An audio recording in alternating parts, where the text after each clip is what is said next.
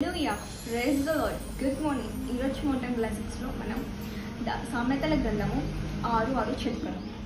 So మరి చిమ్ముల వెళ్ళి వాటి నడకలు కనిపెట్టి జ్ఞానము తెచ్చుకున్నాం. సామెత గ్రంథంలో దేవుడు ఏం చెప్తానంటే సోమరి చిమ్ముల వెళ్ళి సోమరి అంటే ఎవరు మన లైఫ్లో ఎంత సోమరితనంగా ఉంటాం. మనం ఏది చేయాలన్నా సోమరిగా ఉంటాం, ఏది ఉండాలన్నా సోమరితనంగా ఉంటాం. కానీ దేవుడు ఏం చెప్తాడు, వెళ్ళి చీమల నడకలు కనిపెట్టి ఆవిడ తెలివి జ్ఞానము చూడమంటున్నాడు కదా.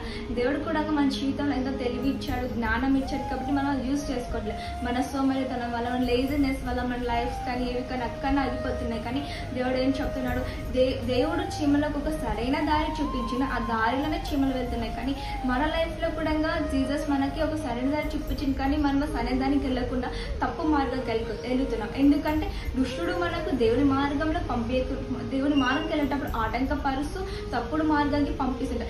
ఎగ్జాంపుల్ ఎలా, మనం చర్చికి వెళ్ళాలన్నా సరే కానీ మనం సోమరిగా ఉంటాం, బైబిల్ చదవాలన్నా సోమరిగా ఉంటాం, ఫ్యామిలీ ప్రేయర్లోనూ సోమరిగా ఉంటాం.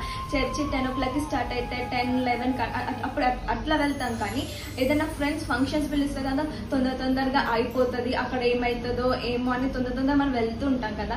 బట్ మనం ఇంపార్టెన్స్ ఎక్కడ వేయాలంటే చర్చిలో వేయాలి, దేవుని సన్నిధిలో మనం వేయాలి. కాబట్టి మనము సోమరితనాన్ని మనము తీసివేస్తూ ఉండాలి. అప్పుడు దేవుడు మనకు మంచి జ్ఞానము, తెలివి, వివేకముతో చీమలకు దేవుడు ఒక సరైన దారి చూపిస్తాడు. మన లైఫ్లో కూడా దేవుడు ఒక చక్కరైన అద్భుతమైన లైఫ్ని, అద్భుతమైన మార్గాన్ని దేవుడు మనకు చూపించాడు. కాబట్టి ఆ మార్గంతో మనము ఆ మార్గంలో నడవాలి, ఆ మార్గంలో మనం జీవించాలి. అప్పుడు దేవుడిని మనం మహిమపరుస్తుంటాం. కాబట్టి మనం ఎప్పుడైనా సరే కానీ మనము సోమరితనాన్ని తీసివేసి దేవుని సన్నిధిలో మనము హుషారుగా ఉండాలి, లేడికందులతోటి మనం ఉండాలి. చీమలు లైన్గా వెళ్తాయి కదా. ఒక చీమ చూడండి, ఒక చీమ తీసి మీరు పక్కకి వేయండి, ఆ చీమ తిరిగి మళ్ళీ అదే దారిలో వెళ్తుంది కదా.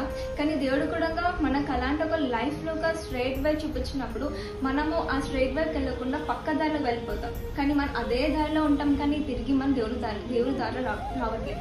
కాబట్టి ఈ వాక్యం ఏమైనా ధ్యానిస్తుందంటే మన జీవితంలో సోమరితనంగా మనం ఉండదు. దేవుని యందు మనం భయభక్తి కలిగి దేవుని మహిమపరుస్తూ దేవుని యందు మనం స్తుతించుతూ మనం ఉండాలి.